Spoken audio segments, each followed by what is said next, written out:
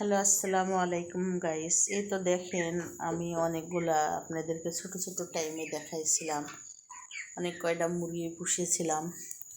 সেই মুরগিগুলো অনেক আশা নিয়ে পুষেছিলাম। সেই মুরগিগুলো এখন বড় হয়েছে, অনেকটাই বড় হয়েছে, কিন্তু মুরগির দেখেন দাম নাই। আর আমি মুরগিগুলান আমি বিক্রিও করতে পারছি না। আর সেই মুরগিগুলা দেখেন অসুস্থ হয়ে গেছে, একটা মারা গেছে মুরগি। আর আমার এই জন্য খুবই মনটা খারাপ। আর দেখেন, এত শখের জিনিস যদি মারা যায় তাহলে পরে মনটার মধ্যে কি হয় না বলে।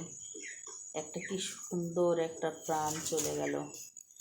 তে মায়ার জিনিস, এটা আসবে যাবে ঠিক আছে, কিন্তু মায়া তো লাগে না। মায়ার জন্য আমি এই জিনিসগুলো পুষেছি অনেক মায়া করে। আর এই যে 5 কেজি করে ফিট লাগে, প্রত্যেক দিন 5 কেজি করে ফিট খাওয়ানো লাগে এদেরকে। এই কয়টা মুরগির জন্য 5 কেজি করে ফিট কিনা লাগে। 5 কেজি ফিটের দাম 340 টাকা। তাহলে বলেন আপনারা, যদি আমি শখ করে যদি কোনো কিছু একটু করি, যদি সেটা পূর্ণই না হয় তাহলে কী করে হবে বন্ধুরা। আর এই জন্যে আমার আজকে অনেকটা মন খারাপ। তার জন্য আমি বসে বসে ভাবছি আর দেখছি যে আমার স্বপ্নটা পূর্ণ হলো না।